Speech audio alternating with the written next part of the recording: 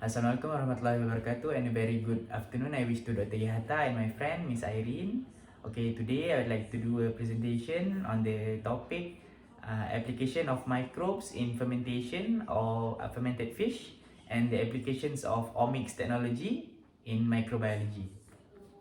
Okay, let's take a look at this picture just to give a hint of fermented fish. Okay, actually the word fermentation was originally used by a botanist. That means the conversion of glucose to alcohol by bacteria in anaerobic condition. It is still used nowadays, perhaps the making of beer or something like that. Okay, nowadays this word is widely used in food science, biotechnology, microbiology, agriculture and fisheries. Okay, the best way to define the term fermentation is the conversion or transformation of a complex biomolecule into a simpler compound by microbes or enzymes. Okay, microbes in fermented fish.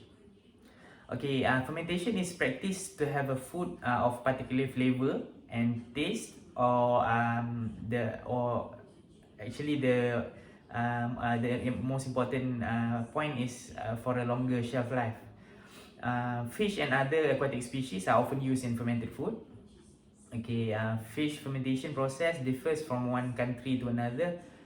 We have our own belacan, budu, something like that, and they are considered fermented food.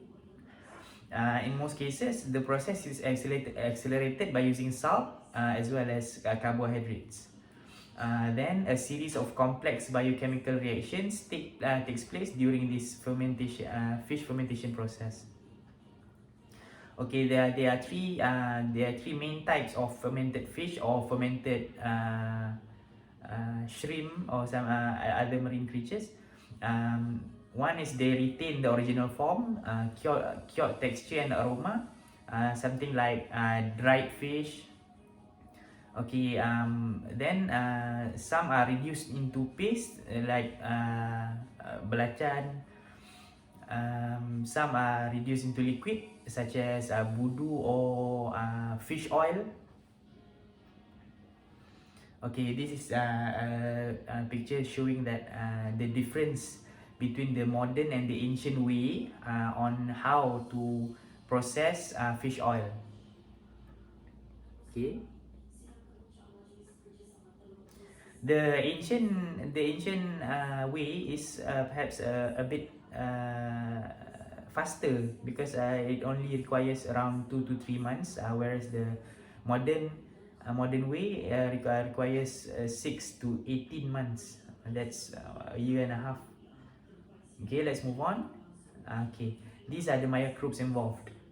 Okay, the proper fermentation of fish sauce involves lactic acid bacteria such as Lactococcus, Lactobacillus brevis, Prediococcus species. Other bacterial species have been often been encountered at early stages of fish paste and sauce fermentation, and it will decrease in number throughout the process. I found this in a study. Okay, lactic acid bacteria dominates at the end of the fermentation process because at the end of the process, the fermented fish contains a lot of lactic acid. Okay, molasses sometimes added to the fermentation process to aid to help the lactic acid bacteria to have energy to do the fermentation. Okay, lastly, the extreme halophilic bacteria is often found in fermentation process because halophilic bacteria is actually the bacteria that can survive in very high salt concentration. Okay, this is the picture of Lactobacillus brevis, SEM image. Okay, how about the mechanism of the fermented fish? Okay, products such as percasam has a two-step fermentation by lactic acid bacteria and yeast. which is the first step is an aerobic fermentation using salt only, and the second one is anaerobic fermentation using both salt and rice, burnt rice or something like that. Okay, the combination. Okay, actually, the combination of low pH and organic acids, mainly lactic acid, is the main preservation factor for fermented fish products. Okay, the pH should be below 5 or 4.5 to inhibit the pathogenic or spoilage by bacteria. Okay, the accumulation of lactic acid prevents the decomposition of protein into its basic component such as carbon dioxide and water. This is the main function of the lactic acid being in the fermented fish. Okay, this is a picture of ikan gelama perkasam. Okay. Okay, there are several issues in fermented fish products, but it mainly caused by if they are processed unhygienically. It may cause microbial contamination. It may the product is produced mass produced, it will be a risk of public health hazard, or can cause foodborne foodborne illness. Okay, these are the articles that I've used for my presentation. Actually, the perkasam is also I get the perkasam from my article as well. Okay, let's move on to the omics technology. Okay, omic technology actually includes metagenomics, metatranscriptomics, metaproteomics, metabolomics, and actually there are lots of them, but we like to focus on only two for today, which are metagenomics and metatranscriptomics. Okay, let's take a look at metagenomics first. Okay, it is essentially a molecular tool to analyze DNA acquired from environmental samples to study the community of microorganisms present. It does not require culturing, it is simply a tool to analyze the DNA directly from a sampling. Okay. Functional metagenomics allow genomic analysis of unculturable microbes and correlation of the genomes with particular functions in the environment. But the metagenomics are not that specific when it comes to functions.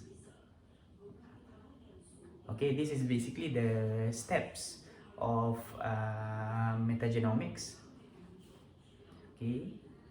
It cuts down into functional metagenomics and sequence-based metagenomics, which are also called taxonomy-based metagenomics.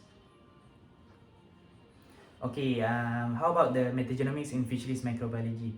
Okay, metagenomics are known to be used to detect taxonomic composition, metabolic pathway, and antibiotic-resistant genes all together in the fish gut microbiota.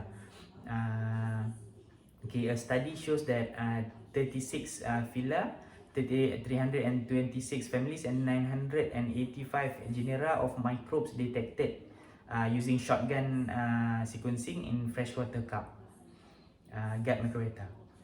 Okay, another recent study here in Malaysia, and actually it is in Terengganu, which is utilize the 16S ribosomal RNA-based metagenomic sequencing, shows that from the sample, which is skin mucus, stomach, and water sample around a fish called blue streak cleaner wrasse, a total of 132 families of microbes were identified, and these 5 families of bacteria: Proteobacteria, Bacteria detes, Firmicutes, actinobacteria and fusobacteria were the most dominant and most present among them. Okay, this is the picture of the blue streak cleaner wrasse. It is actually a small fish that cleans other fish. Okay, let's move on to metatranscriptomics. Metatranscriptomics analysis enables understanding of how the microbiome responds to the environment by studying the functional analysis of genes expressed by the microbiome. Okay, it is actually metatranscriptomics is more accurate in studying the functional analysis compared to metagenomic study. Okay, it can also extract the taxonomy information.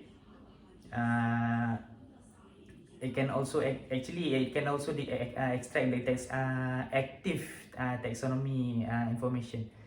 Okay, the combination of taxonomy and functional information can give an insight into taxonomic contribution to a function or a function expressed by the particular taxonomy. Okay, these are the image showing metagenomics and metatranscriptomics, where metagenomics can analyze active and inactive, and the metatranscriptomics can detect the active and more accurate the active microbial community and the function as well. Okay, what are the biggest difference between metagenomics and metatranscriptomics is that metagenomics use DNA while metatranscriptomics use RNA. Sometimes they use mRNA and sometimes they use rRNA as well.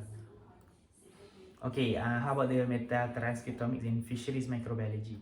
Okay, a study shows that metatranscriptomics is useful in increasing the number of genes collected from marine microbes, and it is also reduce the redundancy of highly expressed genes.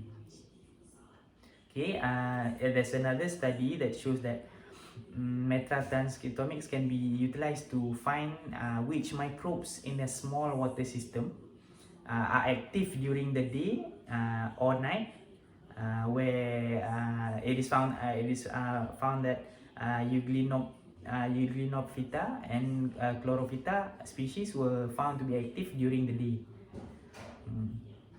Okay, since we have discussed about prebiotics, probiotics, and antibiotics used in aquaculture, there was a study that I found that suggests that metatranscriptomics is very useful to analyze the change in diet of aquaculture fish. Okay, it is a very useful tool to detect the changes of the aquaculture system. Okay, these are the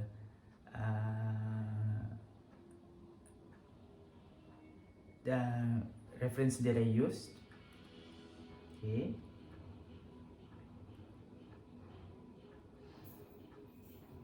Okay, is there any question? If not, okay, thank you. Assalamualaikum.